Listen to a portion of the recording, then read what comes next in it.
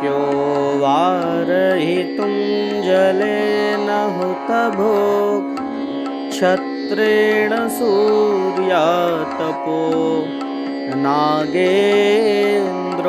निशिताङ्कुशेन समदो दण्डेन गोगर्दभो व्याधिर्भेषजसंग्रहैश्च विविधैर्मन्त्रप्रयोगैर्विषं सर्वस्यौषधमस्ति शास्त्रविहितं मूर्खस्य नास्त्यौषधम्। लोक और शास्त्र में सभी रोगों को दूर करने का उपाय प्रतिपादित है, परंतु मूर्ख के लिए कोई औषध या उपाय नहीं है, यह बतलाया जा रहा है।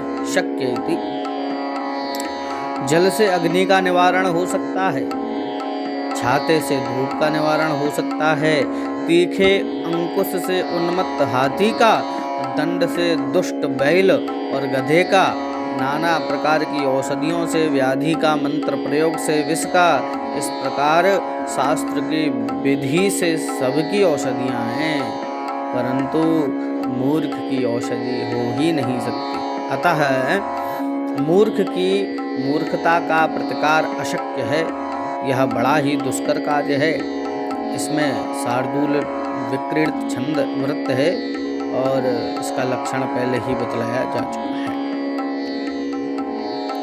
साहित्य संगीत कला विहीनः साक्षात् पशुः पुच्छ विषाणहीनः तृणन्न खादन्नपि जीवमानस् तद्भागधेयं परमं पशूनाम्। जो पुरुष साहित्य संगीत आदि से विहीन है वह तो साक्षात पशु ही हैं। इसमें बतला रहे हैं साहित्य और संगीत शास्त्र तथा कला से जो मनुष्यहीन है वह तो पूंछ और सींग रहित साक्षात पशु ही है। घास नहीं खाता है फिर भी जीता है। यह उस पशु का परम सौभाग्य है। यदि वे घास भी खाने लगते तो वास्तविक पशुओं का जीवन दुरूह हो जाता। अतः नर पशुओं का घास न खाना प्राकृतिक पशुओं का बड़ा सौभाग्य है। मनुष्य रूप में ऐसे पशु निंदनीय हैं और इसमें उपजाति वृत्त है, जिसका कोई वृत्त का चरण इंद्र वज्रा के लक्षण द्वारा तथा कोई उपेंद्र वज्रा के लक्षण द्वारा बना हो उसे उपजाति कहते हैं। अन्य जातियों में इसी प्रकार के दो छंदों के मेल से जो छंद बनेगा वह भी उपजाति होगा। येषां न विद्या न तपो न दानं ज्ञानं न शीलं न गुणो न धर्मः ते मर्त्यलोके भुवि भारभूता मनुष्यरूपेण मृगाश्चरन्ति। जिनके पास विद्या आदि धर्म नहीं है ऐसे मनुष्य का पशु के रूप में पृथ्वी पर विचरण है। यह कह रहे हैं जिनको विद्या तप दान शील गुण और धर्म नहीं है वे मर्त्यलोक में पृथ्वी पर भार रूप होकर के पशु हैं। मनुष्य के स्वरूप से साक्षात पशु ही विचरण करते हैं। अर्थात मानव जन्म पाकर भी जिसने न तो विद्याध्ययन किया न तपश्चर्या किया न सत्पात्र को दान ही दिया न ज्ञान का उपार्जन किया न सदाचार का पालन किया न धैर्य साहस दया दाक्षिण्य आदि गुणों का ही अर्जन किया और न किसी धर्म का अनुष्ठान ही किया, वे इस विश्व में केवल आकृति मात्र से मनुष्य कहलाते हैं। वास्तविक रूप से तो वे पशु ही हैं। उनका जीना व्यर्थ है। इसलिए विद्या आदि का संग्रह करना चाहिए। और अंतिम में इसमें उपजाति वृत्त है और इसका लक्षण पहले ही बता चुके हैं। वरम पर्वत दुर्गेषु भ्रांतं वनचरैः सह न मूर्ख जन संपर्कः सुरेंद्र भवनेष्वपि। पर्वत पर मृग के साथ निवास श्रेष्ठ है, परंतु स्वर्ग में भी मूर्ख जन का संपर्क उचित नहीं है, यह बतला रहे हैं। पर्वत और वन में वनचरों के साथ भ्रमण करना अच्छा है, परंतु मूर्ख जन का संसर्ग इंद्र भवन में भी बुरा है, क्योंकि उनसे सर्वदा अनिष्ट का ही आशंका बनी रहती है। अतः मूर्ख संगति निंदनीय है। इसमें अनुष्टुप छंद बतलाया गया है। शास्त्रोपस्कृत शब्द सुंदर गिरः शिष्य प्रदेयागमा विख्याताः कवयो वसन्ति विषये यस्य प्रभोर्निर्धनाः तज्जाड्यं वसुधाधिपस्य कवयो यर्थं विनापीश्वराः उत्साहास्युपरीक्षका हि मणयो यैरर्घता पातिताः। शास्त्रोक्त शब्दों से जिनकी वाणी सुंदर है और शिष्यों को पढ़ाने योग्य जिनको विद्या है और वे आप भी प्रसिद्ध हैं, ऐसे कवि विद्वान जिन राजा के देश में निर्धन रहते हैं वह जड़ता राजा की ही है, क्योंकि कवि लोग तो बिना सराहनीय के भी श्रेष्ठ होते हैं। जैसे जिन्होंने मणियों का मोल घटाया वे परीक्षा करने वाले ही होते हैं, किंतु मणियाँ खोटी नहीं हैं। अतः जो राजा कवि विद्वान का आदर नहीं करता उसका दुर्भाग्य है। ऐसे में कवि का आदर न होना दुर्भाग्य है। इसमें शार्दूल विक्रीडित छंद है और लक्षण पूर्व में उक्त है। हर्तुर्याति न गोचरं किमपिशं पुष्णाति यत्सर्वदा यर्थेभ्यः प्रतिपाद्यमानमनिशं प्राप्नोति वृद्धिं परां कल्पान्तेष्वपि न प्रयाति निधनं विद्याख्यमन्तर्धनं येषां तान् प्रतिमान बुध्यत नृपाः कस्तैः सह स्पर्धते। राजा के द्वारा कवि विद्वान सम्माननीय है। कहते हैं चुराने वाले को नहीं दिखाई पड़ता और सदा सुख की वृद्धि करता है, और निरंतर याचकों को दिया जाए तो परम वृद्धि को प्राप्त होता है, और कल्पांत में भी जिसका नाश नहीं होता। ऐसा विद्या रूपी अंतर्धन जिसके पास है उनसे हे राजागण अभिमान छोड़ दो, क्योंकि उसके सामने जगत में दूसरा कौन है, अर्थात कोई नहीं है। भला उनकी बराबरी कौन कर सकता है। राजा और विद्वान में महान अंतर है। इसमें पूर्वोक्त शार्दूल विक्रीडित छंद है।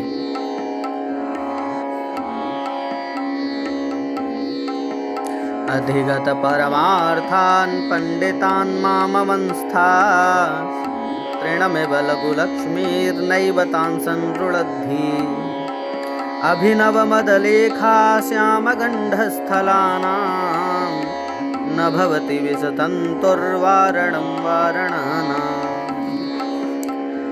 गुणी विद्वान का अपमान नहीं करना चाहिए, इसे कह रहे हैं। अधिगतेति जिनको परमार्थ अर्थात मोक्ष पर्यंत तक साधन प्राप्त है, ऐसे पंडितों का अपमान मत करो, क्योंकि तुम्हारी तृण के समान तुच्छ लक्ष्मी उन्हें रोक न सकेगी। जैसे नवीन मद की धारा से शोभित श्याम मस्तक वाले हाथी को कमल के डंठल का सूत नहीं रोक सकता, वैसे ही विद्वानों को ये लक्ष्मी नहीं लुभा सकती। इसमें मालिनी विरक्त है, जिसके चारों चरणों में क्रमशः नगण नगण मगण यगण यगण हो तथा 8 और 7 अक्षरों पर यति हो, उसको मालिनी विरक्त कहते हैं। अम्भोजिनी वन निवास विलासमेव हंसस्य हन्ति नितरां कुपितो विधाता न त्वस्य दुग्धजलभेदविधौ प्रसिद्धां वैदग्ध्यकीर्तिमपहर्तुमसौ समर्थः। मनुष्य के औपाधिक गुण को दूर किया जा सकता है, परंतु स्वाभाविक गुण दूर करने योग्य नहीं होता। इसे हंस के दृष्टांत के माध्यम से कहते हैं। अम्भोजनिति हंस पर यदि विधाता कोप करे तो उसका कमल वन में निवास और वहाँ का विलास नष्ट कर सकता है। परंतु उसके दूध और जल को अलग करने की प्रसिद्ध पांडित्य की कीर्ति को विधाता भी नाश नहीं कर सकता। अतः किसी के स्वाभाविक गुण को किसी प्रकार से क्षति नहीं की जा सकती। इसमें बसंत तिल का छंद है और लक्षण तो पूर्व नृत्य है ही। केयूरान विभूषयन्ति पुरुषं हारान चन्द्रोज्ज्वला न स्नानं न विलेपनं न कुसुमं नालङ्कृता मूर्धजाः वाण्येका समलङ्करोति पुरुषं या संस्कृता धार्यते क्षीयन्ते खलु भूषणानि सततं वाग्भूषणं भूषणम्। केयूर बाजूबंद और चंद्रमा के समान उज्जवल मोतियों के हार, स्नान, चंदन लेपन, फूलों का श्रृंगार और सुधारे हुए केश आदि पुरुषों को भूषित नहीं करते।